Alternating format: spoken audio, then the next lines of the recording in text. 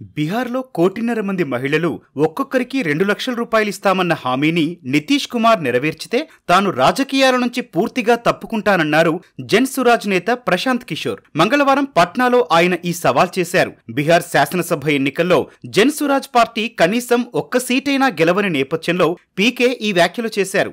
ఇంతటి ఘోర పరాజయానికి కారణాలను విశ్లేషించారు. 4 అంశాలు బీహార్ శాసనసభ ఎన్నికల్లో ప్రభావం చూపాయని చెప్పారు పీకే. అవి: నంబర్ 1, ఎన్నికలకు ముందు నితీష్ ప్రభుత్వం ఒక్కో నియోజకవర్గంలో స్వయం ఉపాధికి సాయం కింద 60,000 మందికి 10,000 రూపాయలు ఇవ్వడం.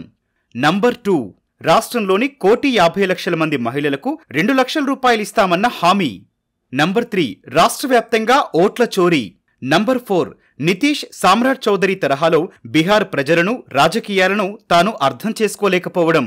ఎన్నికల ముందు ఒక్కో మహిళకు ప్రభుత్వం 10,000 రూపాయలు ఇవ్వకుండా ఉంటే ఈ ఎన్నికల్లో జేడీయూకు కనీసం 25 సీట్లు కూడా వచ్చేవి కాదని విశ్లేషించారు ప్రశాంత్ కిషోర్. ఏదేమైనా ఓటమికి పూర్తి బాధ్యత తనదేనని ప్రకటించారు. ఇందుకు ప్రాయశ్చిత్తంగా నితీష్ కుమార్ సీఎంగా ప్రమాణ స్వీకారం చేసే నవంబర్ 20న పశ్చిమ చంపారణ్లోని భితి హర్వాలో ఒకరోజు ఉపవాసం ఉంటానని తెలిపారు. ఎన్నికల హామీలను ఎన్డీఏ ప్రభుత్వం నెరవేర్చితే తాను శాశ్వతంగా రాజకీయ సన్యాసం తీసుకుంటానని ఛాలెంజ్ విసిరారు प्रशांत किशोर. विधायक न जीते कोई बात नहीं, जन सुराज और कई लोगों का सवाल है नीतीश कुमार को 25 सीट आने की बात है, तो मैं आपके सामने घोषणा कर रहा हूं कि जो 25 सीट हमने बात कही थी उस पर बिल्कुल कायम है।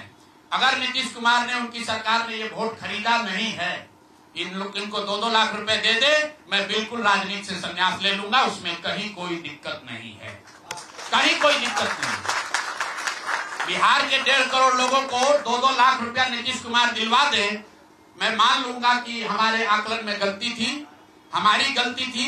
और हमारे आकलन की बात छोड़िए, अगर बिहार से बेरोजगारी दूर हो जाए, पलायन बंद हो जाए, 1.5 करोड़ परिवार है, टोटल 2.5 करोड़ परिवार में अगर 1.5 करोड़ परिवार की गरीबी दूर हो जाए तो प्रशांत किशोर को विधायक बनने की, राजनीति करने की कोई जरूरत नहीं है, हम दूसरा काम कर सकते हैं।